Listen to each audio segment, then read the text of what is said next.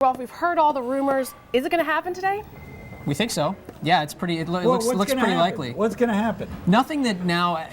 Basically a lot of stuff is leaked out. The word is you're going to get an iPad 3. It's going to have a couple things people are looking for: better resolution in the screen, and which will make it better for games and lots of other applications. And we got the iPad 2. That's the iPad 2. And is it going to look any different? Yeah. What no, are we I going to see that's going to be different? I think roughly, probably not a lot different. I think it's probably going to be the same form factor. It's going to be the same screen size. It's just going to be a better resolution. And another thing they're going to get is a different chip, which doesn't get a lot of people fired up, but could have some interesting implications. Can we talk about different pads? Can we talk about different pads? This is Rolfe Winkler's pad. You don't have an iPad. What's with you? How can you be a tech media savvy young financial journalist? I have an iPhone. I have a Mac. He's staying objective. He's staying objective. He's staying objective. He's walking around. What is that resolution going to mean when I'm looking? I can't come on the show without this guy busting my show. Anyway, please. Sorry, you were asking. Better resolution. What is that going to look like? What is that going to mean? Just better games quality? Potentially, better video quality. I mean, with the LTE chip, then you're going to have maybe a device that'll be even better at streaming video applications. So an LTE chip for everyone, that'll make it accessible for 4G networks from AT&T and Verizon. They're going to sell.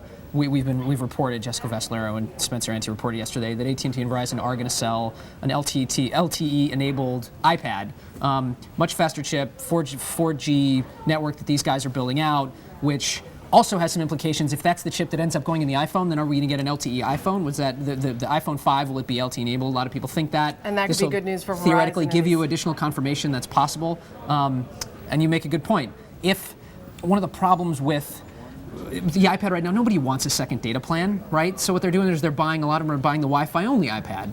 Now, if it's LTE enabled, will that encourage people to buy one that comes with the LTE chip in addition and pay for that extra data plan? That would be good for carriers if it happens. Let's talk about two things. First, Apple stock. Apple stock tends to run on the basis of every one of these product launches. And then afterward, a lot of the money already thinks it's already had its run. Basically, the 4 to 5 was on the basis of this. So that's first. And second, how do the economics of the iPad compare to the economics of the iPhone? Isn't the iPhone at fundamentally much more profitable for Apple than the iPad? Sure. I mean, they sell a lot more units. Last quarter, they sold 37 million iPhones, and I think, I want to say 15 million iPads.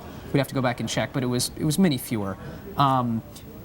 So yeah, the economics are very different. You make a good point, and I'll eat a little crow that a lot of times we expect so much more. We expect them to walk on the moon when they announce these new products, and then they don't. We're all kind of disappointed. I said with the iPhone 4S, we were all expecting an iPhone 5. Everybody was disappointed. Then they went out and sold 37 million of the devices.